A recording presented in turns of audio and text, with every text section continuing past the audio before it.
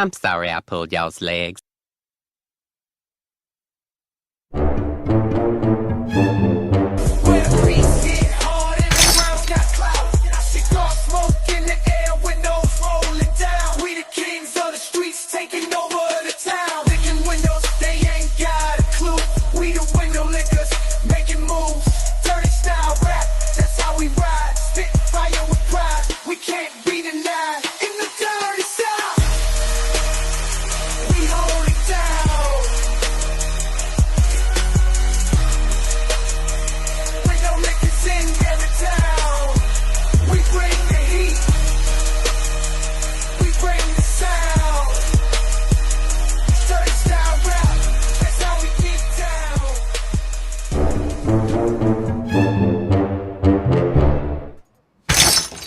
What's up, window lickers? How goes it, household? How are you doing? Chaos Goblins? I know you're coming in here and you're not seeing any Chaos Goblin, but I'll get to that in a second. But how are you doing? How's it going? You know, at the beginning of this, I seen the picture of when we had Grun on here, and it made me miss that stupid Philadelphia bastard. But that we'll move on from there because today we have, as you guys have been seeing lately on the In Your House network, we have young boy Bryce. He is here, he is with us, and he is ready to talk Monday Night Raw. Kevin, to be fully transparent like we always have been, he is at a graduation. So he is celebrating a young individual on their next journey in life. So hopefully Kevin has some fun. He gets some cake for us, maybe some subs if they have them. But we're here with Bryce, young boy Bryce. How are you doing, my friend? Are you ready to talk some Monday Night Raw? Man, Monday Night Raw, another European show. We had a really good crowd. I'm excited to talk about some of the action that went on. I wouldn't say the episode was. I mean, there was some stories to be driven, but I think there was more to be desired a little bit. But I am definitely excited to talk about Monday Night Raw with you today. Beautiful. Yeah, and you hit it right on the head. I mean, it was a unique Raw. I mean, I like the way it opened. I like the way the matches were set up, and I like some of the stories that were being told. So it looks like there's some hope there for WWE and Monday Night Raw and keeping people's attention. But before we get into that, Bryce, what is going on in your world? Have you discovered any new movies? Have you heard about this Obsession movie? One of my daughters seen it and has been flipping out about it. She said the last 10 minutes she didn't even look at the screen. She just looked at the ground. Oh, so this is a scary movie. I am unfamiliar with Obsession. It's a thriller. It's not like horror. She just said it got too real. Too intense. Oh my Yeah. god. So, but the clips I seen, it just looks like a crazy girl that you met at a bar, and maybe she doesn't want to leave your house right away. That's all I've seen. Yeah, I think I've definitely heard some things about the movie. Definitely some good reviews online. At least it seems like it's been kind of playing a little while, but it's picking up steam. Yes. So that's kind of good sign that a movie. You know how we tell a friend to tell a friend. That seems to be what's going on there. And I mean, clearly it's happening at the beginning of the show. You're telling me now. I might be piquing my interest a little bit. So, when the more she described it, the more I'm like, well, I got to kind of see this. I mean, I sat through the Blair Witch Project in the movie theaters. I might as well sit through this. So, but yeah, I've been looking at a couple new things coming out. Tom Segura's Netflix show Bad Thoughts has a second season. Ooh, it's just as insane as the first season. As everybody knows here, I'm a huge Segura fan. Him and his wife, I think, are two of the funniest people on this planet. But yeah, it got wild. Have you ever seen Bad Thoughts? You're putting me on to some new things right now. Okay. So, you know of the comedian Tom Segura? Oh yeah, correct? yeah. I know of. Okay. So he's a bit out there. He does a lot of imitations of guys that he idolized growing up. One guy, Big Kane, a rapper, and that he talks about the time he met him by yelling out, "Sup, Kane?" And Kane like just looks around, and it's just a larger white guy that's standing on the street, so Kane knew it wasn't him. But the show that he has come up with is it's so bizarre. It's like taking the wildest thought you could have and making it a skit, in which one of them, the very first one I ever seen was him. He was an assassin. Okay. So he's on a mission. He's talking to the central people, and in the middle of him attempting to assassinate somebody, he shits his pants and then has to deal with that. So the whole skit is that. Yeah, it's just insanity. Dude, they went wild this year. They went back in time, and they showed how there was a possibility of a horrible tragedy that happened in our nation, in which somebody might have tricked their way out of being on a certain farm. Okay. It was the funniest fucking shit I have ever watched. Some of these comedians, they get, especially with the streaming networks now. I mean, obviously back in the olden days, everybody's on Comedy Central, but Yeah.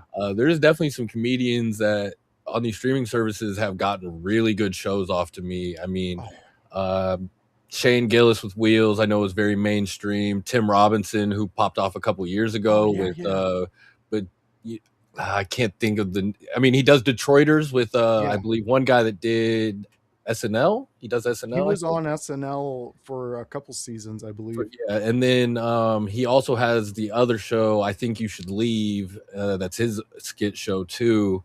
And I mean, these guys, like, it's just incredibly funny stuff. It's outlandish stuff. The guy who's also on HBO Max, Peterman, I want to say, or something like that. He kind of does like the crazy things, like he'll help a pizza guy's shop, and he's like, "Oh, this is the promotion we'll run. If your 30 minutes are over, you get a free pizza." But the free pizza he would offer is like the size of this lighter or something like that. So Nathan Feldman, I think his name. Okay, I've heard of him. Peterman is the shitty quarterback that used to play in the NFL. I don't know why that name came in my head. Nathan Feldman, I believe, is his name. He's the one who has the show on HBO Max. It's pretty funny. He does some like weird stuff like that. I think at one point he has a show where he learns to pilot a plane, and it's kind of like, I don't know, just some crazy outlandish stuff that kind of puts behind it. Like, yeah, I mean, I absolutely loved comedy ever since I was a kid. And to me, if Richard Pryor like was starting today, he would have blown Dave Chappelle out of the water. I mean, yeah, especially with his skits. Like, the dude had skits on stage. The time he talked about lighting himself on fire. We've had some real greats over the years between. Pryor. I've been watching a lot of Bernie Mac clips sometimes when I'm at work. Bernie Mac was a genius. Chappelle, obviously, his stand-up is really good. It's the top. He's got longevity with it too, which is crazy. Man, just a lot of talent. Yeah, there's so much talent out there. But yeah, another one I want to shout out. We will be seeing a hour special because of the Kevin Hart roast. Cheryl Underwood has officially got her Netflix 1 hour special because of her moment at the roast. If you haven't checked it out, I would advise to go and check it out and listen to some of these comedians, because Cheryl Underwood, I've followed her for years. She's just the funniest fucking person, especially if you go at her. She's like a pit bull, and she cuts you down and makes you feel very small. She's getting her hour special with Netflix. That's a huge payday for her. She's already on tour right now with the I Need a Job tour. So go check that out if it comes to your city, because she's going to be doing some recordings on that. You're going to get an hour special at the end of this, and it's going to be a huge thing on Netflix. Always support comedians, guys. I love comedians. They make the world go round. They make sure that we stay in reality. Some are good, some are bad, but it doesn't matter. Comedy is what we defend. So go out there, check out Cheryl and all she's doing, because I'm telling you guys right now, if you've been sleeping on her, you're about to get a hurricane, Katrina levels when she pops out. Staying back. Stand back. There's a Hurricane. Cheryl coming through. All right, what's up, Nightwing? How are you doing? He's our UK fan. Nightwing, I've been mowing over the idea for the UK correspondence. What up, bruv? I think I might have something for you, buddy. So we're gonna be in touch with you and give you the final details on that. But we're here, Bryce. We're here ready to talk about Monday Night Raw, the review show in which we review Monday Night Raw. So fans, you know how it goes. If you're in the chat and you want to talk about something, let us know. Drop a line in the chat, and we're gonna kick off the talk with, well, exactly how Raw kicked it off, and that was with our tribal chief, Bryce. Let me ask you real quick. I like to pick the In Your House Network crew members' brains when it comes to production and things like that. Visually, for me, this was fantastic. I love when when you just have a big night, you showcase it right at the beginning, and then you go into the story, which AEW missed the plot after Double or Nothing with, which, hopefully they'll improve that. But Bryce, how did you enjoy this visually? How did you enjoy this, and what were you like as a fan? Because I know you were always throwing the ones up. I think first, before I get into that, coming from that point you just made, it kind of reminded me of kind of how I guess how people look at the NBA and the WNBA in a sense, Okay. in terms of league progression. I do think AEW missed that ball last week. But in a sense, they're still in an infancy if you really think about how long they've been going on. The WNBA, where they talk about, the pay gaps, the rules, maybe competition isn't at a certain level that maybe that people want to desire it at because of what they see on the other side. But that's a league that has only been around since 1995. True. So, in comparison to the NBA that has far more history and things like that, it's just something that, they're starting to pick up. And so sometimes I think with AEW, and we've mentioned it before, maybe they're listening, maybe they're not.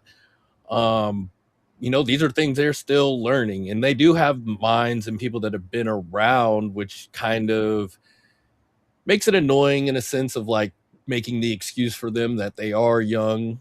But I do have to remember sometimes that they are learning. They are trying to be their own thing. So maybe they don't want to be a copy and paste on a Wednesday night of maybe what you've seen on Monday in that sense.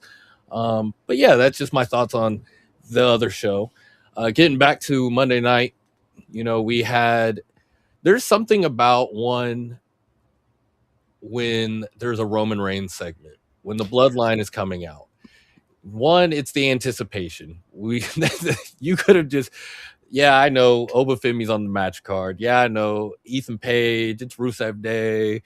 Rey Mysterio's wearing the baggy pants and no shirt again. Yep. Julia's in her, half her blood's hometown. But who gives a fuck? Roman Reigns is coming out. Like, that's all you need to see on the graphic to know you're gonna tune in for at least 10 to 15 minutes that night and see what the hell's happening. And I don't know if it's just me, but it feels like sometimes the camera quality is a little different when that guy's got to be on screen. The production is a little bit different when he gets to show up. And it's that cinema you want to, you're anticipating every time. You got him coming down with the Usos. Jay, who's been kind of turning into this annoying mini-me of Roman, falling him down. And obviously missing is Jacob Fatu. Jacob Fatu is still a little defiant maybe after the loss on Sunday. But then, after they call him out, he comes down.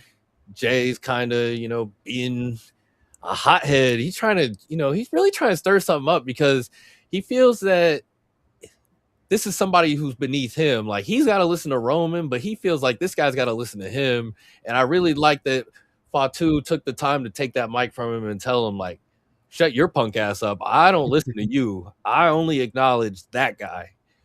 And he went on to acknowledge his tribal chief, which was disappointing to a lot of fans out there to see the bloodline back together. But I mean, yeah, it stinks that Jacob Fatu didn't win the championship, that we didn't get that. Maybe that ceiling broke for him right away. But the bloodline being back together is just, you're going to tune in. You can argue it all you want, but you're going to love it. I know I sound like I'm just like, oh, bloodline, but I'm wearing the shirt for a reason. I buy the merch for a reason, because these guys genuinely entertain. And when they're together as a family, I know you think it's lame that he's put in this box, and maybe it is, but I promise you these guys are enjoying every moment of getting to spend time with each other, getting to perform in the ring together.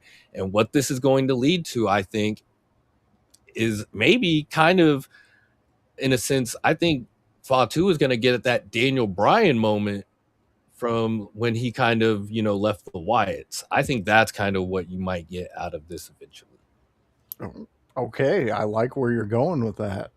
Hopefully we can get to that type of moment, because that was a pretty cool moment for what happened at the time. We have Fighting One chiming in. He's saying, I love the OTC, but it's hard to get behind a storyline that was done 2 years ago.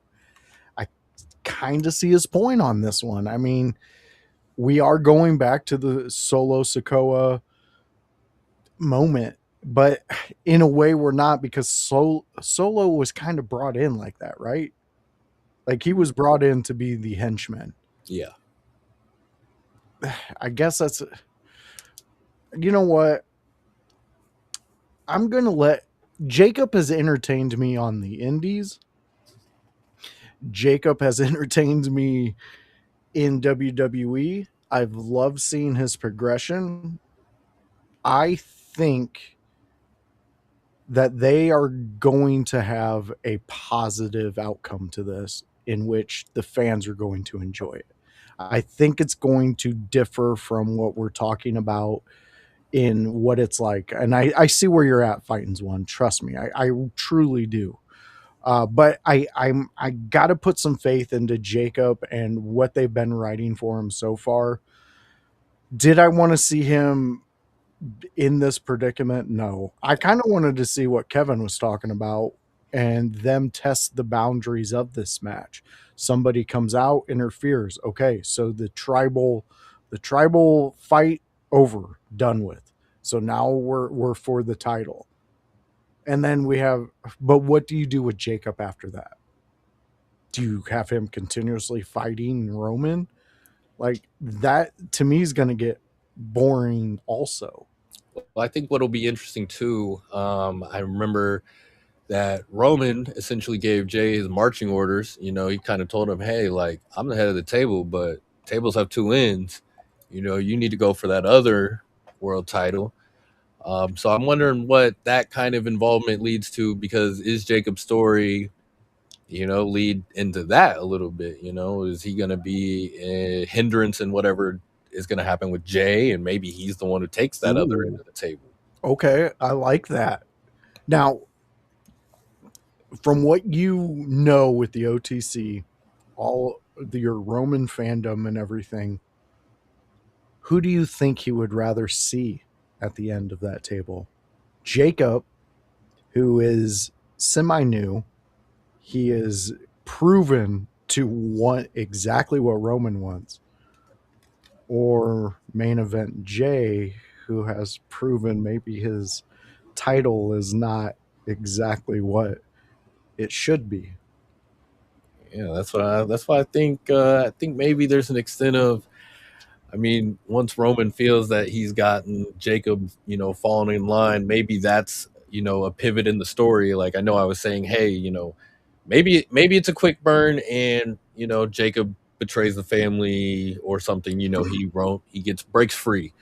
But maybe it is a long story that leads to, I don't know, building that other end of the table, because that's something that in all this time of Roman kind of being the OTC, being the leader, being the tribal chief of all these guys, he's never really seemed to offer something like that. Like never seemed to acknowledge that Yeah, someone else could be acknowledged on that same that kind there of, was another end of the table. yeah. So very interested in that layer of what the story could be in a sense for that family. That's I like that. I like that we've uncovered that chapter. And kind of It could be nothing. It could be yeah, nothing. and it could be. You're 100%. It could be. So that's what I love about this show, because we have that phrase, we'll put a pin in it, and in this one it is 100% we'll have to put a pin in it, because we have to see the next story. We have to see what happens next week. Do we see Jay show up on SmackDown? I mean, if Roman's directing him in that direction, why wouldn't we see that? I mean, if there's another title and it's over there, and we know who's holding it over there, young Cody Rhodes. He's a grandson of a plumber. He wasn't the son of a plumber. He's his grandson. I guess and then Jay and Cody. I mean Jay and Cody. We've seen it, and it wasn't bad. I mean, I wouldn't mind them going again. Expect energy from Jay. Now you got heel, yeah. So, I mean, again, we just have to go back to the phrase. We have to put a pin in it. We have to move forward and see what they're going to do next. I think we went into the Fatal Four. Yeah, we had the men's I believe the men's King of the Ring first round Yes. was first. We had Carmelo Hayes, Solo Sikoa, Penta, and then Obafemi. I mean, that match from the start, I mean, I think it was hilarious. Oba comes out during his entrance. All three guys, they go to jump him right as he comes in. And something I've literally never seen before, he topples them all over. That's fine. Normally, you just ring the bell after that. No, this guy hits his pose. He knocks them all out, hits his fucking pose like a badass. And, then we get the match started. But it's on Oba's time when the match got started. Yeah, you're 100% on that one. Yeah, he, there was a lot to Oba's entrance. I noticed his facial expressions looked a little more like I seen him concerned for the moment, like maybe not completely sure of himself just right after a big, huge battle with Brock Lesnar. Well, he came in and his arm was taped up. His arm was taped up from all the horrible arm bars that Brock Lesnar delivers. I hate his arm bar. I think it's lock. Yeah, I think it's not even. It's to me one of those moves that it sucks, because as somebody who he's a legitimate MMA champion. True. The Kimura lock is a very legitimate move. It 100. is just one of those moves that, even if it maybe is putting a lot of pressure on a guy in a fake way, it looks so easy to not be real in the moment. See, that's where I'm at with it. And with Brock, I need it to look real, because that's who he resembles. He's the real guy in there beating people up. But I absolutely loved Oba's, like you said, he hit his pose. I've never seen that. You ring the bell, you call for the bell, or you do something. You don't hit your pose, but if you're a legitimate badass, that's what you do. I will say the only critique I have about this whole match was I did not like the way they used Oba, or they didn't use Oba a quarter of the match. Like, I get how these multi-man and women matches work, and you get the bigger guy off so you can hit all those cool spots, and then later on the bigger guy is probably going to come in there and demolish everybody and win. I get that. But with Oba, you don't have to do that. There should be to me, if there's a multi-man and Oba Femi is in it, and you can strike up a deal with anybody else, you're on him the whole time until he is gasping for air to get back into the ring. But in this one, it just seemed maybe he got a little banged up in that Brock Lesnar match, and they're just securing him in a sense. But for me, Bryce, I that's the only critique I have about this match. Everything else I thought was fucking phenomenal. Penta's entrance, some of those motherfuckers I thought were going to get lit up with some of those sparks coming off that wheel. They had a great placement there. This was an overall great match, except for, like I said, my own personal critique. I mean, I'm with you. I think this match, for me, this match really just might have been, it's probably the best of the night, to me at least. I think the winner, I'm not sure if they got the winner right, if that makes sense. Like, I think Oba's going to get screwed in the tournament. That's why I don't think it matters to, like, he doesn't need to win tonight, or I guess that night. Let Brock come out and do whatever again, maybe. See, exactly. Or attack him before the match starts, so he doesn't even have to be a part of the 4-way, and then it's the other 3 guys, weirdly in a triple threat or something like that. I think because I know it's going to lead to, hey, these 2 are fighting at SummerSlam, so Brock, just get it out of the way, and then one of these guys gets to move on to that next round. And in my mind, where it makes that next round a little bit more unpredictable, I feel like. I think Penta doesn't need the win as much, but maybe a guy like Carmelo Hayes moving on in that tournament again, I think just be really big for him. And he's a guy who's great worker and can kind of put on a show against all sizes. Penta is going to be moving on. I think they mentioned Rey Mysterio in his future after the match at some point. So I just think, I thought the match was really good. I just think the winner, not mad that Oba won, but yeah. I think there's other possibilities with knowing what I think the course of his story is. No, I agree with you. I think this would have been a perfect opportunity to do the screwing over Oba in the tournament and using Brock. You're telling me that I can't lie though, he's so cool. Like, when he came back, like, first of all, I love Solo Sikoa in his expressions. Yes, kind of. He's just so funny. He throws the Penta thing and he punts it in the crowd. he does. But when Oba got back up, oh god, like he's the perfect, like, funny guy, but also can be that I'll fuck you up guy. Tala goes and attacks Oba. Oba starts tossing people, but when Oba came back in the ring, it's like when he's like beating his chest, King Kong in it, like, like, it's like, dude, this guy is like, give him everything. And that's what I say about him. I mean, like, even just watching him walk out, the dude is cool. You look up the definition and it's Oba. There's this aura about him. I mean, fuck, we had guys like that when I was growing up. Dr. Dre. He just resembled cool. I don't give a fuck what anybody says. You were out there, you were bumping the Chronic album. I know it. You were talking about Dr. Dre. I was a 13-year-old white kid in the country being like, yeah, it's a Dre day, baby. Things like that. And when you have things like that in the world is better. Like, there's kids everywhere, no matter what creed, race, whatever. They can look at Oba and be like, that motherfucker is cool, because that's it. His whole presence is, I'm Oba, the destroyer of worlds, in which that's where I get to where I would have wanted him to get screwed out of this by Brock. Brock and him face each other at the Night of Champions.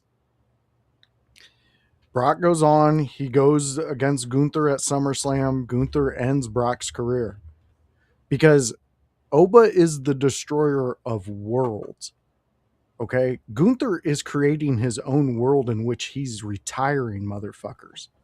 So to me, as a fan, when I'm looking in story-wise, for me, the story there is Oba destroys Gunther and destroys his world. Because that's where you have to slam Gunther down after all his wins, after all his destruction. and you build Oba up in that way. Personal preference of mine. I whatever they're doing, I'm going to watch. I'm going to report on. But that's where why my mind keeps going to that. It's exactly what they call each other. So to me, Oba's bigger story is destroying Gunther's world. He can fuck Brock Lesnar. Like, to me, getting another win over Brock and winning that rubber match is going to fuck Brock's brain up more than. I just thought about it too. Like, okay, if Gunther, Mhm. which is your end game here, like Gunther should have won because then Gunther would have the belt. The Gunther Brock match could be career versus title or whatever, or something, if that's You're what it's. telling me Brock wouldn't want to go out as a champion? But and I think that would mean, but I think that would mean Brock cheats the rubber match. Like Brock has to win the rubber match, which is like crazy to say in a sense. But Yeah, he we would have to can't cheat. do He would have to cheat the rubber match. Like he'd have to win like a complete asshole. Like I just can't do it. Like he had to win like an asshole this last time. Okay. I feel like he's to some extent acknowledging he has to be a little more desperate, but then he's gonna claim that he's top shit. But I feel like he's got to know that. I mean, if he's going to win this, if they're going to make Brock win this somehow, he's gonna have to pull the low blows. He's gonna have to do those things that you wouldn't imagine in a sense. Well, if he did win that rubber match, but that would give him the catapult to go fight Gunther to put the career title on the line. That's just where my thinking is with that. Gunther retires him, and then Oba comes back for Gunther. Let me know if you like this extra set of sprinkles on top of that sundae. They're in a triple threat. No. So Brock has to do exactly what you said. He fucks Oba over in that rubber match, gets that win.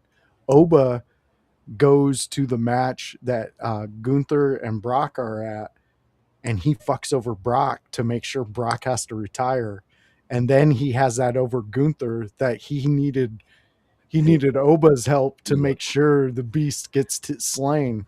And then that, to me, that adds a little fuel to that, because now you have Gunther. He can cut promos on Oba, and Oba can be like, he can just laugh at him and walk away every single time. Yeah. We're in a crazy lane. We are in a crazy lane, but that's what happens here on the Tuesday show. To me, that sounds like a fucking dope episode to watch. No, I mean that. Like, I think there's a lot, and we're playing fantasy bookers, and like we said, we're gonna be tuned in regardless. Like, these are dream scenarios of just based off of information we have right now. Like what we get could be whatever it could be so good in that moment where it's like, fuck, what are we talking about? Exactly. But if they do go with that, we are clipping this, and you guarantee we'll be throwing it everywhere, because I guarantee you nobody is saying this stuff. Sign me. Yeah, exactly. Why aren't we in your writing room? What's going on here? All right, Bryce. So we covered the Oba winning this. Moving on, we have some speculation in what we think might happen next. Did we go into the tag? That was the tag team was next, and then we hit the women's, right? Yep. So we had the tag team, Rey Mysterio and Dragon Lee. They faced off with Rusev and Ethan Page. Pretty good match, I thought. Ethan Page, I think they changed his song recently. They kind of just took the ego. I don't know why they took that out of his song, but the crowd in Italy said, we're going to sing it anyway. Yeah. So, I mean, I feel like if you're the WWE, you got to hear that and be like, maybe we made a mistake trying to change this guy's sound around. Pretty fine match. Rey Mysterio's back to that classic look with the baggy pants, no shirt. Nothing really big to report, I feel like, off of this match. Like, I don't feel like anything for me moved story-wise with any of these guys really here. Rey Mysterio is going to be facing Penta. for the Intercontinental title match. I think that's next week. I want to say because he met with or Penta met with Adam Pearce, during the show, and I think that's what was decided. So that's really all I got from that match. Yeah. I mean, as a tag team that gives Ethan Page and Rusev their first win, I kind of like the pairing of these two. I think they work quite well with each other, honestly. Of course, Rey Mysterio and Dragon Lee are going to work well with each other. I mean, that's like saying, "Hey, do you want any chocolate syrup in your milk?"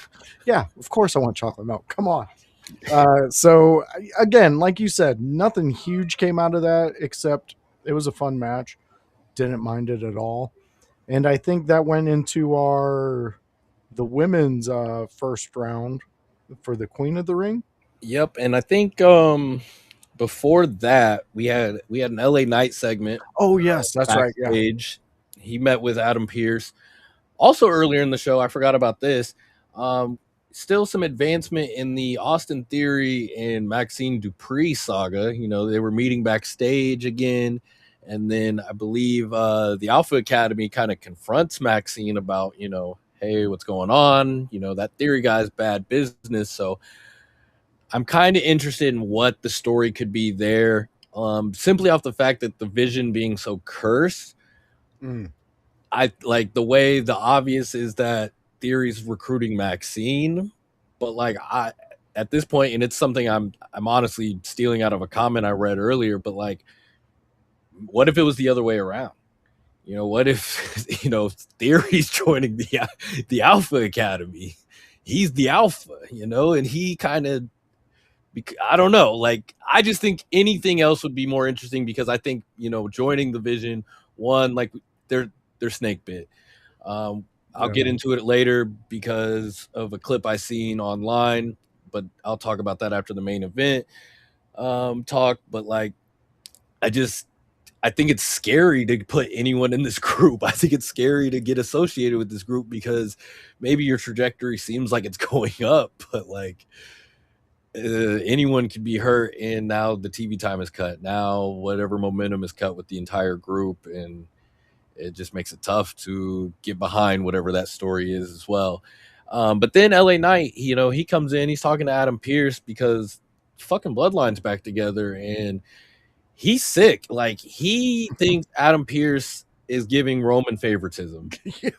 And he might have a fucking point. I'm not gonna lie. As somebody who loves Bloodline, he might have a point in everything going on. Hey, you see what's gonna happen again. LA Knight kind of hit him with that Kevin Owens break the fourth wall. Brother, you know what the fuck is about to happen. You know exactly how these guys operate. I've been telling everyone this for months. What is going on? The Ula Lafa, he started. Yeah. Fuck that one up so bad. He did. I love it. I love it. But he's really anti-Bloodline. I'm wondering, maybe what is that crusade going to lead for with him? But then, like you said, we got into the Queen of the Ring first round match. We had 4 ladies in this: Lash Legend, Roxanne Perez, Io Sky, and Julia, who, I think this was a important night for her. She didn't get the win in this match, but she got that hometown pop, which is something that I think for her mentally it's got to be big. I think she walked away feeling really great from this night. I think she tweeted about it. I think all 4 ladies put on a banger of a match. I think every one of these King of the Ring 4-way matches are going to be a banger. Oh yeah. So I think these ladies all put on, and once again, not sure I'm happy about the winner. And obviously, I want to hear your thoughts on the whole match. Not sure I'm happy about the winner. I personally think I would have preferred to see Julia win. I would have preferred to see her get that win in her hometown, especially with that pop. Not her hometown, but kind of her hometown. I think they did say she, spent some time there, grew up and worked around that area. So it would have been nice to see her get that win, move her up in that, tournament. She doesn't have to win the tournament, but that would give her maybe some momentum as a character, and hopefully those pops, continue when she comes home. But I'd like to hear your thoughts on that match. Yeah.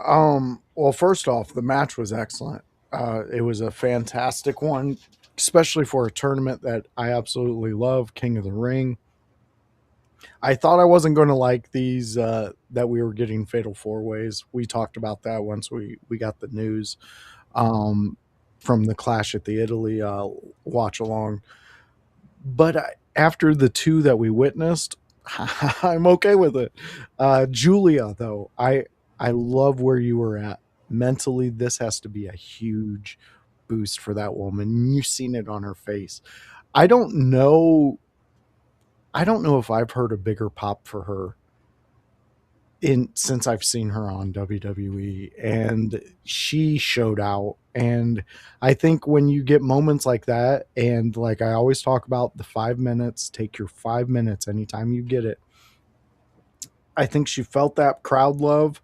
She went out there, did her 5 minutes, and I think really, really, truly believe it's going to pay off for her in the next coming weeks. I think they're going to really be doing a good push with her. I know we got EO as the winner. I think we're bound and determined they're going to make that EO Rhea match. And I mean, it's still Rhea's never beat her, right? I believe so, correct. So we're still going up against that wall. I hope they're not trying to break that wall yet, because I think there's still meat in that story, but you got to separate them for a little bit and then bring it back together. But at the end of the day, though, with what we've seen in this match, not only did we get EO advancing, so we got that story going and developing. Julia had a huge organic pop from the crowd. That's going to be moving for her. But we also have Roxanne. And Roxanne's interesting because I picked her to win this. Because I want to see it. I want to see her get her flowers. But I will say, well, you know how we talked about Solo and his facial expressions? When it comes to the Judgment Day and they're sitting back there, Roxanne's facial expressions are the best. They are JD levels, but like main character. I think they're getting ready to do the major explosion inside Judgment Day. And from what I'm seeing, Roxanne looks like she's going to be the top dog out of that one. And I could easily see her dethroning Liv for the title. And I have not said that about Roxanne. This is me coming around and seeing exactly what everybody was been saying about her. And she may quite possibly be the prodigy. I kind of wish that I see what you're saying. Like, I think that if they were gonna try to push her to, take on Liv, like, I feel like they missed that boat a little bit when Okay. they had that time with Finn, when she was, what are they friends? Are they meeting up? Like, I think they had a slight opportunity. But also, like, I think Roxanne, I think they have to figure out the face character for her, maybe. Like, I think she's really good on that heel side, but I'm not sure if, she's got a really good face character. Okay. So you think she's more poisonous than anything, and that works for her. I mean, she's there.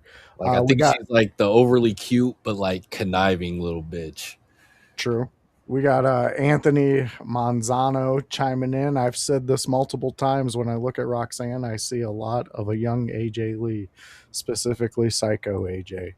Yeah, I can see what you're saying. I think she's better than AJ Lee, so I would compare her to like Luna, but more taken seriously. Like Luna Vachon was a terrific wrestler, but because she was a female, she didn't get many opportunities, and when she did, it was in more degrading match setups than actual wrestling. Which I think Luna, she she mentally had the psycho down. I mean, go back and watch her work with the Oddities. It's one of my favorite groups that the WWF ever did back in the day. But I do see exactly where you're coming from because I know a lot of people who are huge AJ Lee fans. Uh, totally get it. Totally get it. Uh, but yeah, I kind of see what you're saying, Bryce, and it sucks because it kind of steps on what I'm thinking because they did miss a boat. Because honestly, if they would have took that swing, then she has Finn to back her up. Yeah, that's where I feel like if she does make that move to, okay, maybe I don't like how I'm being treated or anything like that, or I get that opportunity to like do the dethroning, it's like, well, there's always the numbers game. And like if you at least had one friend, like maybe I can believe that guy can, do enough to, help you get over. True, yeah, yeah. And Anthony, yeah, I know that. That's exactly why I said what I said in the beginning with the character work of Luna. So that's where I'm at with that. Okay, so after that, After that, we had I want to say there was a backstage segment with Bailey and Lyra Valkyria. They were talking. She's such a little munchkin. she's tiny. I think we had a moment with Bailey and Lyra. Lyra seen Sol Ruka, who had a promo earlier in the night, talking about, hey, I'm gonna be a fighting champion, yada yada yada. Bailey and Lyra were actually having an interview talking about pursuit of the tag titles when Lyra sees Sol Ruka walking backstage with that IC title, and she's like, fuck this interview. I got Hey Sol, I heard you're offering title fights. Like I'm trying to get after it. Sol's cool with it. Bailey walks up and she's like, the fuck? We're trying to get. Oh, and she's like, yo, like just support me, my friend. Like I got this cool title opportunity now, and you're gonna chill. Like so we had that moment. So there's definitely gonna be, probably some tension maybe with Bailey and Lyra. I don't know if are they still doing the Bailey split personality angle. I don't know because she seemed normal for the past Been a couple little times normal, we've seen so her. like I don't know if maybe she, costs her in that match and they have some tension for some reason, or maybe Lyra just loses outright and they can go back to doing their thing. But just thought that was an interesting little moment there. It was. And then the other she shook Bailey like white girls in Starbucks line, getting ready to get that. Gotta go. Latte. They're like, whoa, my order's ready. Bye. Bye. You saw her opportunity and took it though. But then we had the main event. We did have that main event. That was pretty good. I mean, these guys have incredible chemistry. Seth Rollins, Braun Breaker. I mean, this Vision Rollins feud, I feel like it's been dragging, but like every match has been just really good. Like I can't really argue with the matches I'm getting. Even if I'm trying to argue with, how much I'm getting of it. Yeah. Dude, well, first, before we go any further in this, we have to hit Fighton's comment. He says, man, I dislike Soul so much. Haven't hated someone this much since David Flair. This is going to sound crazy. I mean, like the second half of this statement, I can't co-sign that. Sol Ruka is not hitting for me, surprisingly. Like Really? Ever since she's come up to the main roster, she is not hitting for me. And I don't know what it is. Maybe it's some of the shakiness with her matches, these first few matches that she's really had. I don't know what it is that she's just not hitting. And even her promo last night, being, hey, I'm gonna be a fighting champion, yada yada. Something about the way she was talking about Becky, it came off like she's supposed to be the baby face. And maybe they're trying to lean into something there, but like it just felt very bitchy in a sense. Like she kind of mocked Becky in a sense. during her promo, just talking about, oh, everyone's saying it.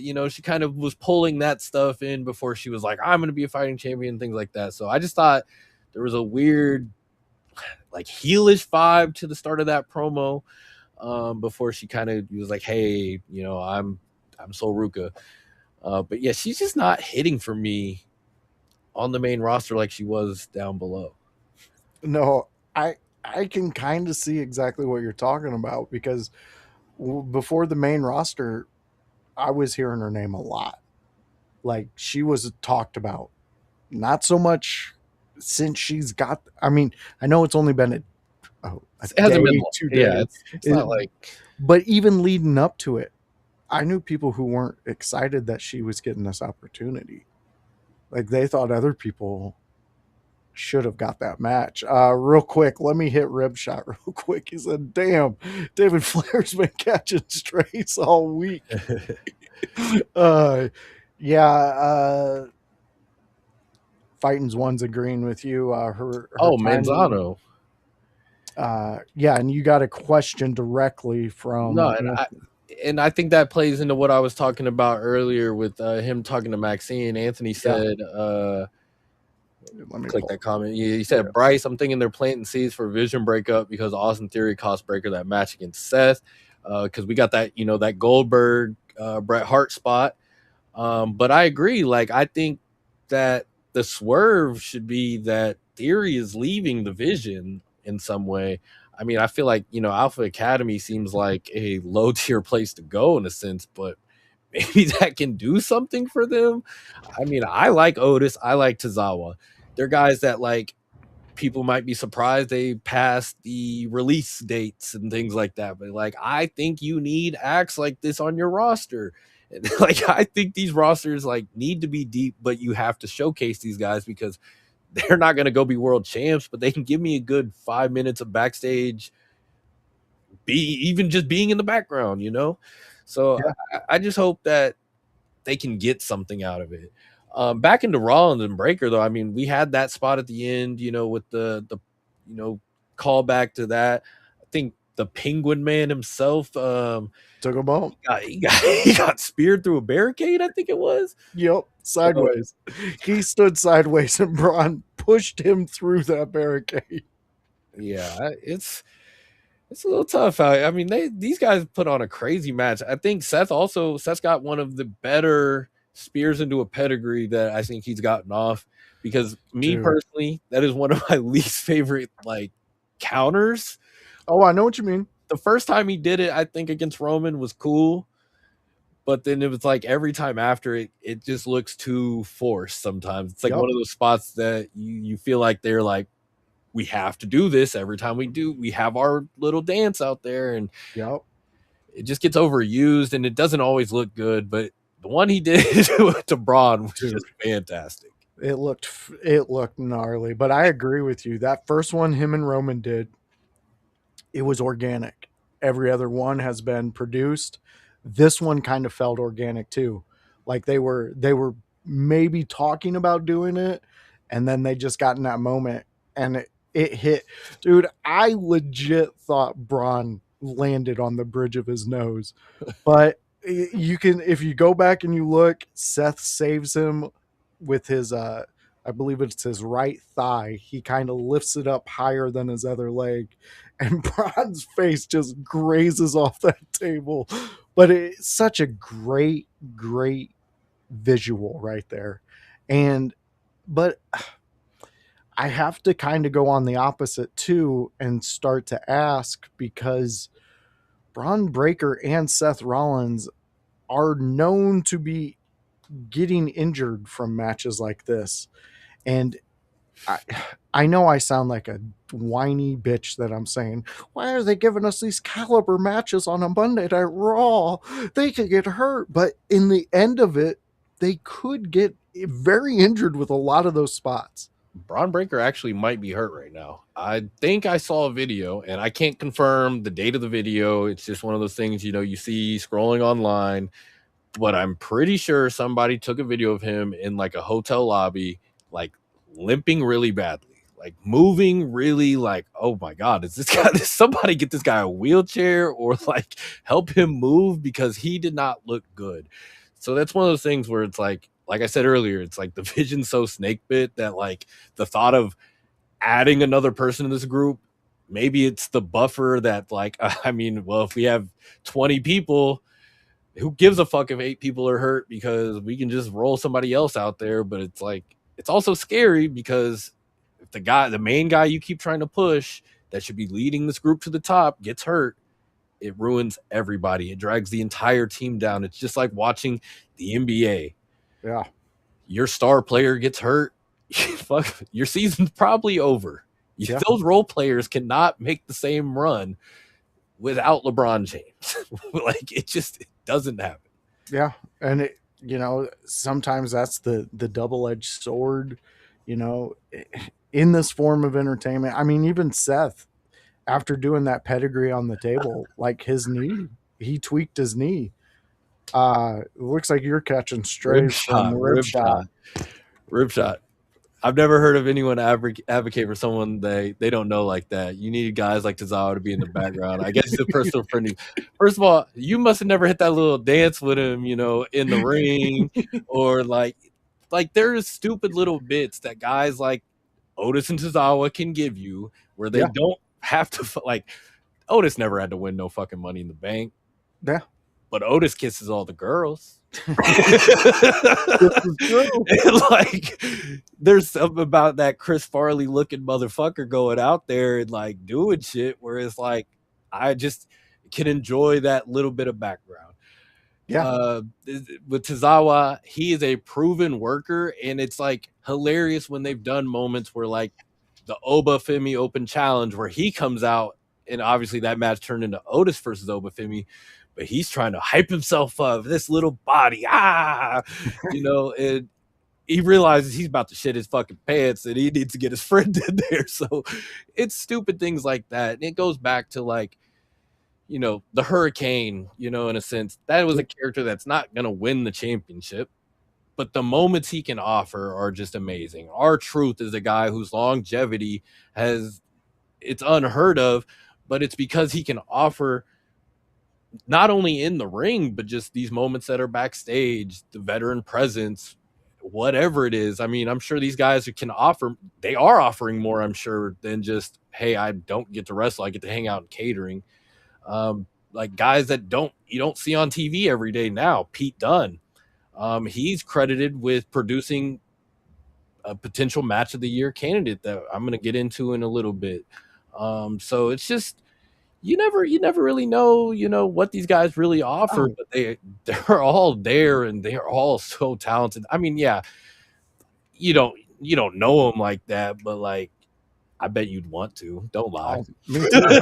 Yeah, dude, I'm a fan of BWO back in ECW. So rib shot, you take all the shots you take because we just absolutely adore you. And yeah, I get it, Bryce. I love those types of gimmick characters. Fucking Perry Saturn running around with a fucking mop, calling it Moppy.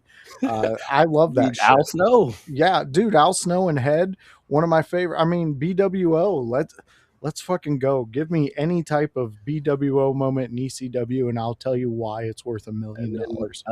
For Manzano, I see he's talking about, you know, with a cure, you know, I do see the point that, you know, people complain that a guy like this, who he was super successful in Japan, and hell, some of my favorite acts were super successful in Japan. Finn Balor, you know, super over in Japan.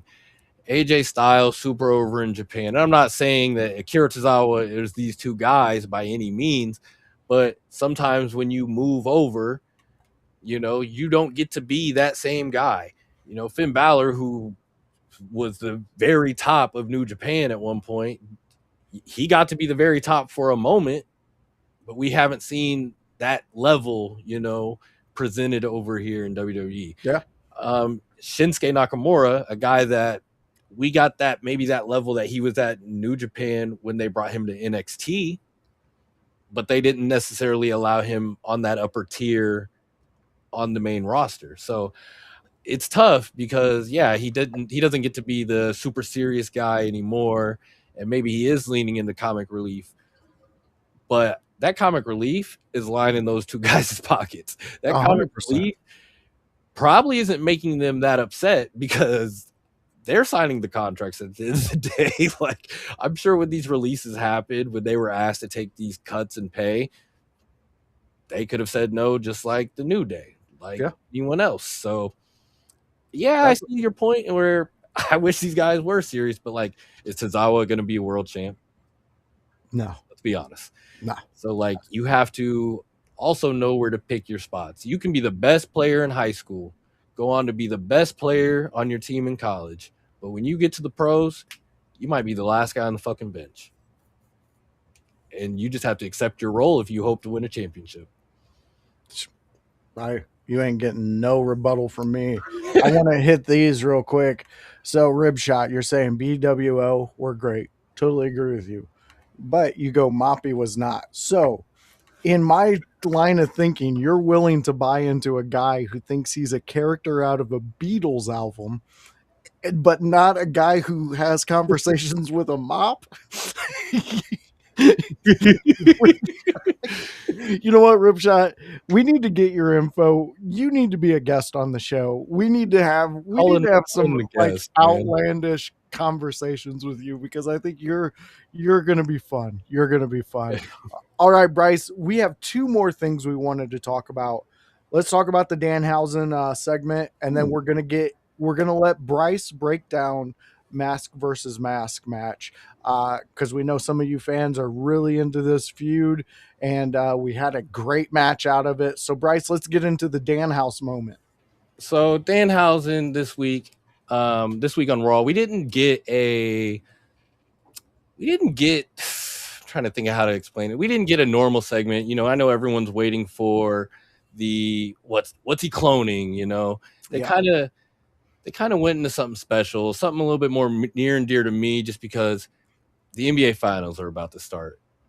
If you've been following Danhausen, he's become more than just a WWE name. He's become a household name, featured on ESPN. Thank goodness for this partnership that has put this man on just every platform, because we get to see Danhausen. He cursed Stephen A. Smith during the Knicks Atlanta Hawks series. During that series, the Knicks went on to lose, I believe, the next couple games. They were down in this series, and like bad losses, unexplainable losses. Somebody out there paid Danhausen human monies. I don't know how much human monies, but they paid him. He uncursed the Knicks, and the Knicks have not lost since. They have done an unbelievable run. Not only have they not lost, the first game after they were uncursed, and I think he cursed the Hawks, a historic win. Like, they won by like 60 points. Like, it was unexplainable. They have not lost a single game since. The Danhausen curse has led them past the Cavs, who ironically are the Miz's, hometown team. But and Logan Paul's. He brought that up on his video. It makes it tough because, like, while I very much enjoy this aspect of Danhausen, and I think that the Knicks need to give him his courtside seat before he decides to change his fucking mind and curse them between two movie stars. Yeah, between Timothy Chalamet and Kylie Jenner. Timothy Chalamet.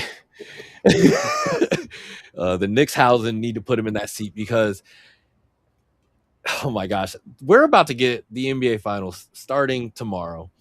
And the one thing that, like, while this has been the funniest thing to kind of happen in sports, I cannot afford Danhausen's legacy to be bet on the NBA Finals.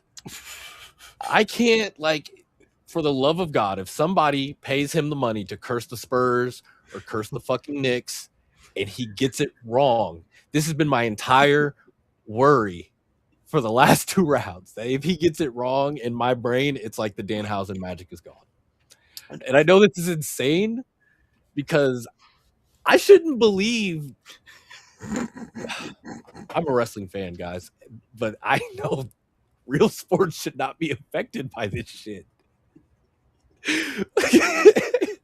I That's Maurice absolutely. Halliburton on national television answering questions about does he think the Danhausen curse is real. He's like, I wouldn't mess with it. And I wouldn't either, you know? So I don't know what to tell you guys. I just hope that Danhausen, I honestly hope he doesn't interfere in this NBA Finals. I want a clean NBA Finals. I like to think that Wembanyama, who's a 7'6" alien, is immune to these curses because he's not human. But I just cannot afford for the legacy of Danhausen's curse to be tainted potentially by the NBA Finals. I absolutely love that you are questioning reality. I mean, look, if you were tuned in last summer to the NBA playoffs, the Indiana Pacers made a run that could only be described as something fueled by black magic, something fueled by the devil, something born in the devil in Gary, Indiana. You know, that was the TikTok videos, these crazy edits, Pascal Siakam's eyes rolling in the back of his head like the Undertaker. It could not be explained by anything but dark magic. So, like, when you've already lived through that, and then there's a guy who's like, I am the dark magic, watch it, and it's continuously happening, how the fuck can you argue it, man? Dude, he's been telling people this for years. He's been cursing people in his basement, doing toy reviews. Listen, Donovan he is the ultimate indie star ever. To be able to go into the main promotion of wrestling and take it over like he has, become the number 2 selling merchandise guy in mere weeks of just debuting, and then now to be teamed up with ESPN and doing these skits in which it's bringing people to basketball again. That's what I miss about the 90s basketball the most. I loved it. I loved it as much as you love it now. And it was just something that it brought me joy in the summer. And knowing that Michael Jordan was about to step on the court and destroy whoever he was going to destroy got me great pleasure. Dennis Rodman, I wonder what color hair he's going to have this week. You know, those were things that I loved. And the fact that Danhausen and wrestling, and it's a continuation from last year, because the Halliburton, for some reason, he's a staple in the WWE now. Like, he is somebody we talk about. I love it. This is what I love about entertainment, and the fact that I got to see somebody that I've been following for years and just laughing at and wearing his shirts, very nice, very evil, and having Amish people be like, what's that mean? You know, this is what I absolutely love. And the fact that we're getting to witness it now, and there's so many people enjoying it. The NBA, give him his goddamn courtside tickets and let him just be on your team. Let him just be your mascot from now on. If the Knicks win this title, Danhausen has to be the new Knicks mascot. Your pause. Sorry, my dogs were going a little crazy about. Oh, no worries, no worries. But it's honestly crazy that they haven't put him in that courtside seat yet. And like, there was a point in time where I was like, I hope it bites them in the butt. Like, I hope they don't put him in the seat. And he's like, you're cursed. And then all of a sudden they just fall apart or something. But see, that would be Nick's fashion. Fantastic stuff. I love it too, and I can't wait to see what the result of this NBA Finals is. I'm actually looking forward to this Finals and tuning in. Wemby's an alien. You are 100% on that, man. It's a rematch. I think I talked with Scrap about this, I think a week or so ago. It's a rematch to the 99 season finals. It was a lockout year, I think.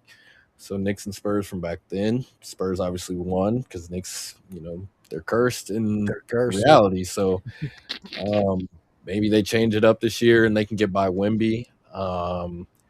I don't know. I think it's really going to be a good matchup. I mean, you've got the best really tall guy, and on the other side you have the best short guy, basically. So it's gonna be very interesting just to see those opposing ideologies kind of going against each other in this modern day NBA. Like I think the small guard, which Jalen Brunson kind of represents, is kind of it's died for the most part. You still have a guy like Tyrese Maxey. I don't want to get too sporty. You're good, I don't man. want to get Just into talk. the mass versus mass, but um, I think that idea of that small guard is dying. You know, guys like Halliburton, we just mentioned, he's taller. He's 6'6", I think. A guy like Cade Cunningham in Detroit is also about 6'6", 6'7", and they kind of, you know, that bigger body has just become the mold across the league. And so, and then you've got Wemby, who breaks every mold by being taller than everyone, but able to do things like a small guy. So it's just be really good finals, I think. His mid range is something that you cannot ignore, and then you can't even let him go out there into the three world I because for mean, some reason he can fucking knock him down. Like imagine Shaq going back out in the day and shooting a three. We would have all thrown shit at televisions.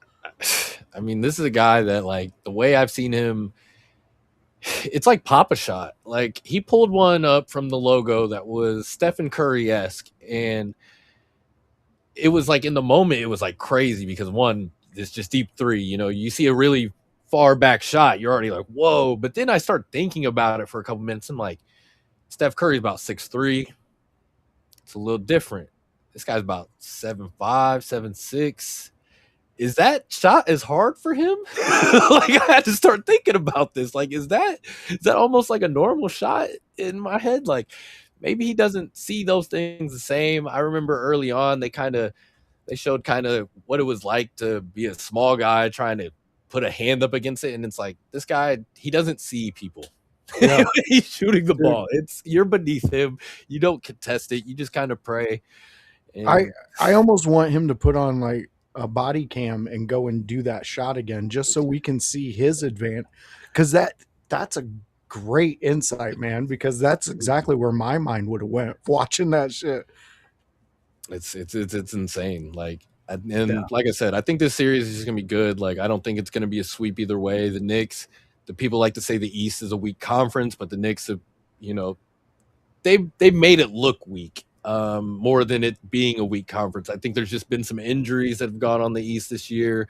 The Sixers weren't fully healthy the entire time. Like, Embiid was kind of coming back. He's a kind of a shell of himself. Yeah. The Celtics lost Jason Tatum partway through the series. So, I mean, there were some things that were going on that kind of opened it up for the Knicks, but the Knicks, I don't think they're any slouch. And then the Spurs just went through, you know, a grueling series with the defending champs, OKC. But they were, I mean, basically allowed to fight each other all series. And, you know, that's that playoff basketball people be clamoring for. That's what, you know, they try to say the 90s were about. And, you know, I don't know if I agree with it all the time. You know, I think if a guy's getting fouled, they got to call those fouls, because the way they were letting guys just manhandle Wemby, or, you know, even vice versa. You know, the Spurs were doing it back, because when you're in that environment, you kind of see, hey, that's what it is. Yeah. You got to match that energy, or you're going to be the one sent home. So. Dude, 100%. And until the Bulls figured that out through the Pistons were beating the shit. Yeah. They had a rule, just take that Jordan out. rules. Yep, Yeah, Jordan rules. So. Take that motherfucker out. Anytime he thinks he's going to do something, boom. But yeah, I know that's not basketball, but it kind of is, because it gives that energy.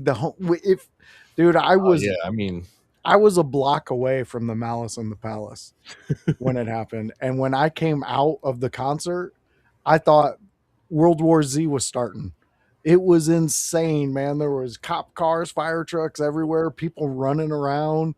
It was wild. And then we stopped somebody and they're like, yeah, Ron Artest just started whooping people's asses. I was like, what? We stopped at a White Castle, and they were showing ESPN and they were covering it. I was just like, this is wild. But all right, so we got one match to cover, fans. Now this goes out to Chad Gable. You sir, you have done some amazing work. Kaiser, you're gonna continue doing you. and great work. But I don't know who you're talking about. This What? match was between the original El Grande Americano and El Grande Americano. Guys, I'm sorry, but if you've seen, I mean, Double or Nothing, we had a match of the year. I don't want to bring up the other company like that, but we had a match of the year. we did. But like, I'm sorry, and voice, I don't want to expose you like this, but you need to watch. I know I'm about to give the coverage of this because you hadn't fully, been I've able to seen lock in on this clips. one. I've And seen that's, clips. you know what? That's what made me mad about Monday Night Raw. Actually, now that I think about it, they showed clips of the match. They revealed the ending and then went on to be like, we're going to show the match at the end of Raw. And that kind of upset me because while it gave them the platform, hey, now I can watch this match is forever chronicled with this Monday Night Raw episode. Amazing. But you anyone who hadn't seen it now got it revealed. Like you Yup. ruined it. So that was a miss. But this match, I mean, 5 stars, 10 stars, all the stars. We didn't even fucking need the Tokyo Dome. We didn't need any of that. We had the craziest story that has been told for a little over a year now. Yeah. I mean, we're talking about 2 guys fighting for the pride of Mexico, and neither one of them's fucking Mexican. We got an American from Minnesota. We got a fucking German. Well, actually, I don't know where he is. I don't know who he is. My bad. El Grande Americano, I do not know you. Rayo and Bravo, I don't know who you guys are. You guys are amazing performers that showed the Mexican spirit like no other. El Grande Americano went out there. Both of them just tore down the house. I mean, this started from the entrances where, the mariachi were present. They both kind of got this entrance where they're walking from backstage. The original, who later to get revealed as Chad Gable, it felt Goldberg-esque as he was coming out for his entrance. And the contrast and the way this crowd has viewed them in America, Chad Gable's been the face and El Grande Americano has been the heel. But then when they go to Mexico, it's flip-flopped. And Chad, the original, is the heel and El Grande Americano is the face. And the contrast was just present in the entrance. Like you had Chad coming down. He's disrespectful to the culture. He hates these fucking fans because they hate him. He tried to steal the mask off the hand of a fan. I seen that clip. Couldn't get it off. But you could tell like just this real hatred, this real heat for this character that's going on. These guys go on to have real graps. I mean, that's the way to describe this match. Like, you can easily go out there, you can have a spot fest, you can do this and that. These guys went out there and they beat the shit out of each other. Like, there's almost no way to describe. Like, if you've watched any of their build-up brawls, where Gable or El Grande's launching themselves at each other, and it's almost with reckless abandon. When Gable flips him, he almost looks like he's gonna, if he doesn't tuck his head himself, he's going to land on his neck. Yeah. Like, it's real stuff going on. And it's like, it blurs that line in a way where it's like, hey, these guys didn't have to go out and do a bridging German off the top rope. And not saying that's a diss to anyone, but it's like, they didn't have to do that to achieve this level. This feud was built up for so long. It's built so many emotions. Lady Pimpinella got attacked early on in this feud, which kind of really made El Grande the hero because he, went to kind of defend one of these AAA superstars against the original early on in this feud. His girlfriend got fired from the promotion just for this match to happen. Just all these ghosts of the original's past that kind of led up into this match kind of came back to haunt him. And it was just beautiful storytelling. I mean, he kind of confronted the girlfriend. Hey, how the fuck are you here? I got you fired from this place. And she pulls her ticket out. Oh, I bought my way in here. And I think the thing that really sold that moment was, you got commentary with JBL. JBL, you know, JBL's wild. how did she get in? This place is sold out. She she had to get that ticket from a scalper. Like, what's it matter how she got the ticket? She got the ticket. Crazy. And he had another liner. I think it was a little wild. You know, I think he was talking about the Los Americanos when they came out to fight. The brothers Creed who were posing as Americanos, but he's like, oh, they need to deport those guys. I'm like, what? I love JBL. He is wild. Oh my gosh. I mean, this match had it all. These guys were ripping their mask up from the start. Like, I was actually surprised these masks stayed on at one point. Really? The way that Gable kind of ripped open Kaiser's mask, which you've seen it before in Lucha, but when Kaiser goes to rip his mask, it's ripped open so much that you're like, how is he almost just gonna fall out of this thing like a taco or something? You know, his head's gonna pop out and he's gonna be exposed. But they would rip the mask open and just start laying in these shots to try and, you know, hard way each other. And I thought, like, man, that was just not different that we haven't seen it, but like that was a real way to just get that color that just added that another layer of emotion to this match. Like, I felt everything in this match from start to finish. Obviously, the finish was, like, you know, we kind of revealed the original El Grande Americano. He gets beat. He gets beat by this Mexican spirit that the El Grande Americano, the newer one, kind of shows. And he gets unmasked, you know, and it's this moment in the ring where this character, it's been teetering the edge of comedy, but also like the most serious over story you've ever seen in Mexico ever. Yeah. And you kind of wonder how this reveal is going to go, because you kind of wonder how the finish is going to go. There's actually a point in time where I thought, as over as El Grande Americano is, maybe somehow the original wins. And like, he just is organically still over with these people that he's assimilated him. I think that's the correct word in this moment, but like, he's, you know, he's put himself into these people. So I kind of thought there was maybe potential for that angle, but Gable reveals himself. He reveals that his mission, as it originally was to learn these lucha libre arts because he fucking hates luchadors. He wants to defeat them all. And he still reiterates that in this moment. But what's beautiful about it is he acknowledges what beats him is this Mexican spirit. Yeah. It's what the other El Grande encompassed, that his mission may still be the same, and Chad can come back and still, you know, I think it was interesting because while he's getting these thank you chants, he's getting cheered, blood is pouring from his head. For some reason, they won't get him a towel. They're loving on this man, but he's still giving himself this out to be a heel when he comes back. Yeah. Because, yeah, I respect what the fuck just happened, to be honest. But also, I still fucking hate luchadors. My mission ain't changed. It's like, I still want to beat luchadors, but like, I respect what they have going on. So I really like that. He had his family in the ring, which was really cool. I've seen that. It was just very entertaining. You know, he's pouring blood from his head. Like I said, at one point he kind of high fives his daughter. His daughter sees the blood in her hand. She kind of laughing with her mom, and then she wipes the blood on her brother. It's like this goofy little moment, kind of, that's like off to the side. Yeah.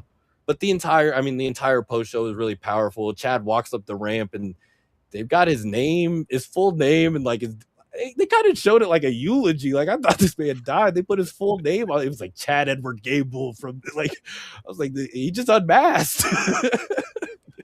But it was like, I can't stress this enough. Like, if you didn't get to see this match, like, I've been rambling about it, I don't know how long now, probably 8 to 10 minutes, but it's well worth the time. Like, yeah, from start to finish, everything was beautiful with this match. I think the whole AAA show is like amazing, but this main event is everything pro wrestling. And I think that's the best way to describe it. Like, it had a hint of silliness with certain things, you know, the run-ins, all the craziness, the love in the story. Like, this match had literally everything that you can ask WWE to offer. You can ask AAA to offer. the Undertaker, who's helping book down there. I don't want to give him all the credit, but like, fantastic job he's doing as a part of AAA and what they're doing down there right now. I'm not completely familiar with the history of AAA. I couldn't tell you what their shows were, like before WWE, but like, I know what I'm getting right now is very good, at least in that regard. And I hope that that standard continues. And I'm actually very interested to see what the trajectory of the El Grande Americano character is now that this portion of his story is finished. Yeah. And I guess for me, I know they're doing a 2-night AAA Mania, and I know I'm kind of getting into looking ahead. But I think that, maybe he's got, I know people were clamoring they want Ray and Dom mask versus hair, but maybe it's Dom and El Grande Americano down the line, mask versus hair in some way, shape, or form, and that gets the mask off of El Grande. That's, my long weird piece about what happened to AAA. But no, that was excellent coverage, man. You made me regret that I missed it live. And the clips I seen, what you said with the Hispanic fandom and the energy and the Mexican love that they have for wrestling, it really spoke volumes in every clip I've seen, everything I've seen throughout this whole story. This truly was perfect storytelling.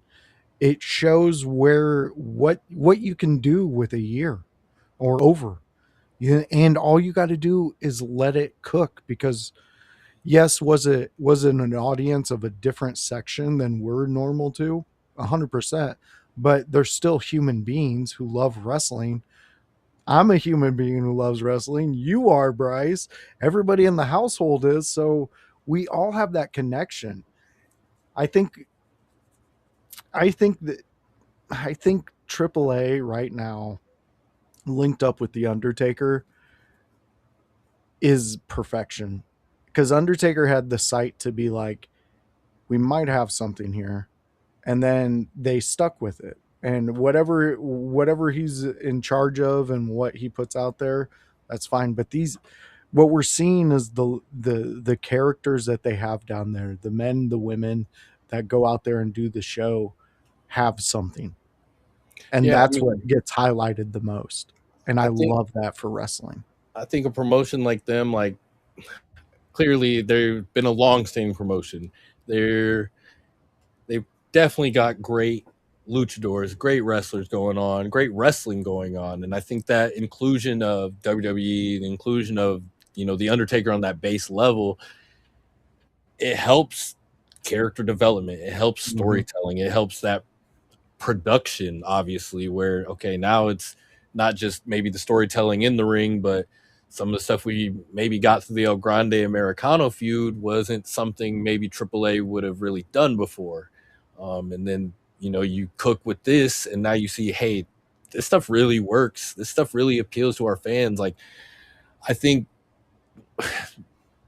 the best part of pro wrestling sometimes to me is how soap opera it can be. Yes.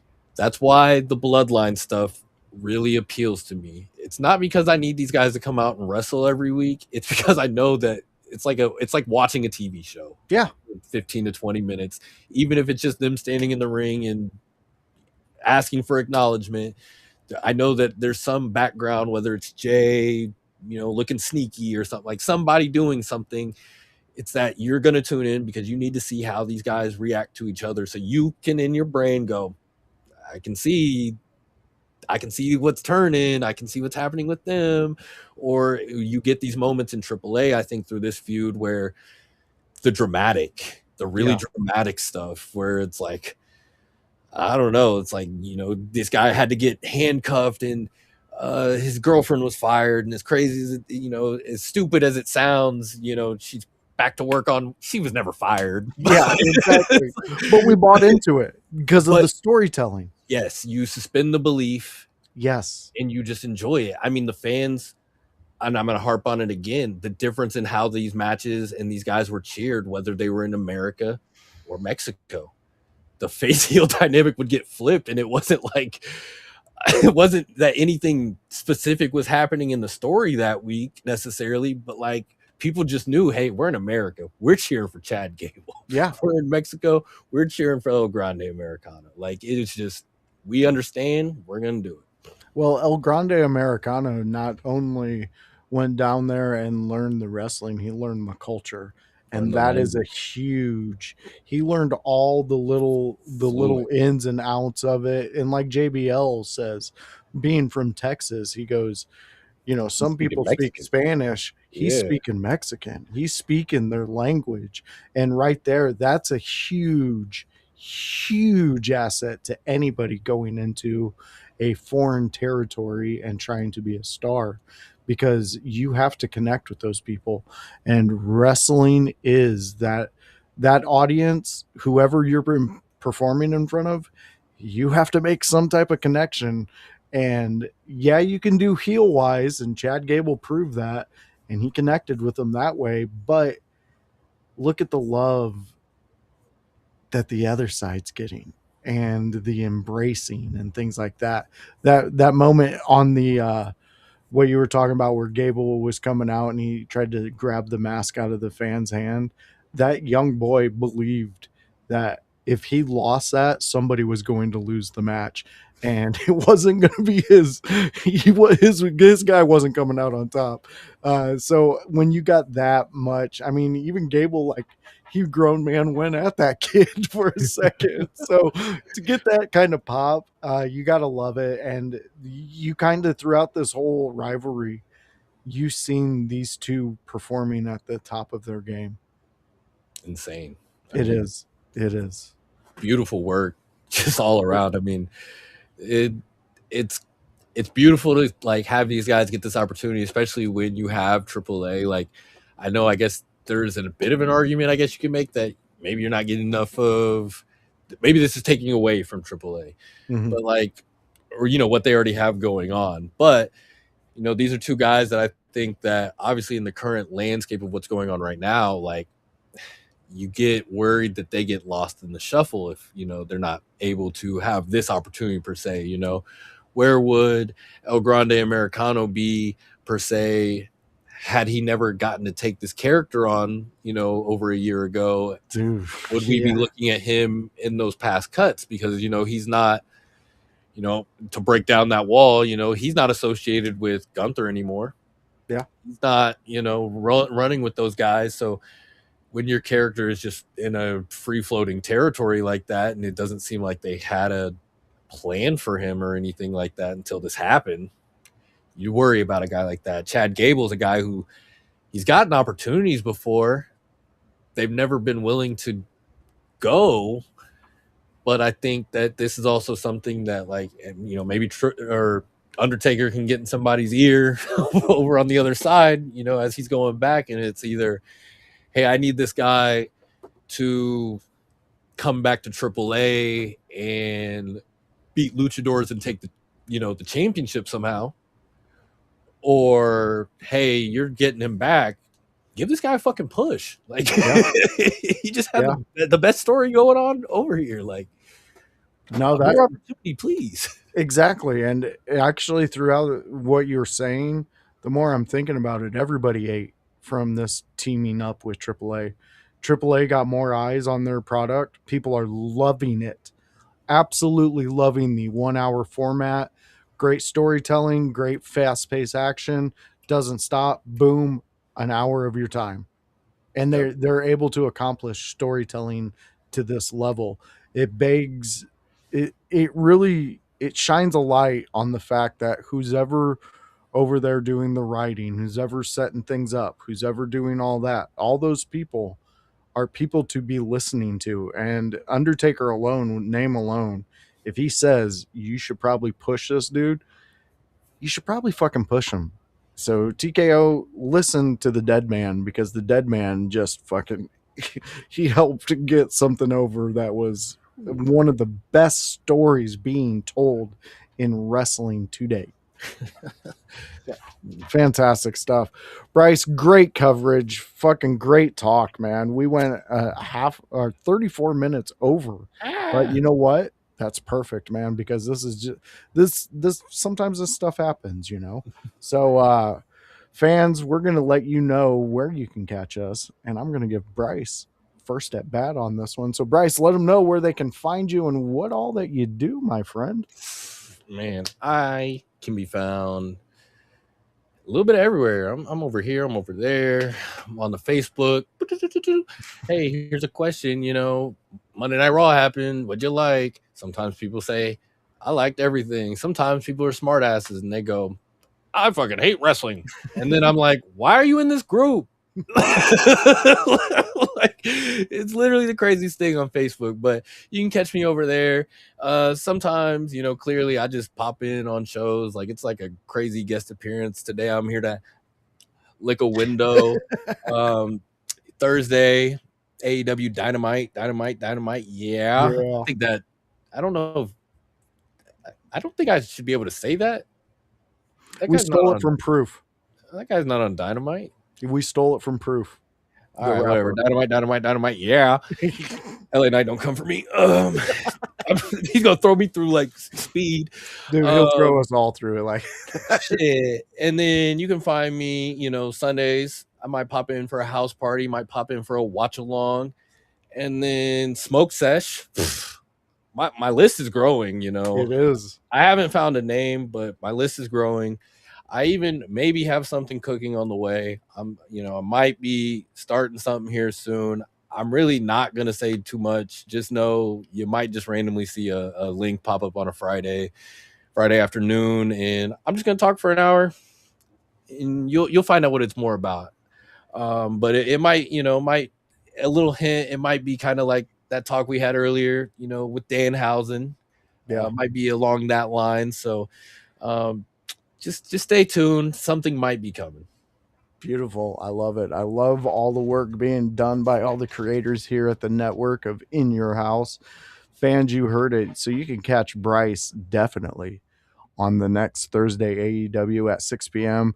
where we recap Dynamite. It's a fun time. It's a great time. OG Tony, Bryce, me, and House. He is the Lord of the Manor. He directs what we do. So come check us out at 6 p.m. on a Thursday there. So if you like what you've seen here, guess what? Stop in next Tuesday where we do it all again. We review another Raw and we talk about what we like, what we don't like, what we would change. You never know who's going to be here, but you do know me and Kevin Kalloway will be. Maybe we might get another guest appearance. We don't know. Times change all the time. Tomorrow, guess what, fans? Speaking of time, we're getting in that time machine. Call up Doc Brown. Boop, boop, boop. Hello.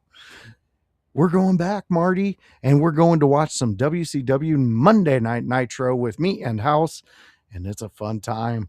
Me and House have been loving this. This is an extension of the ECW watch along, but now we're into Nitro. We're back in the mid-90s. We're seeing neon everywhere. We're seeing people that you kind of go, can we watch this guy anymore? Remember what he did?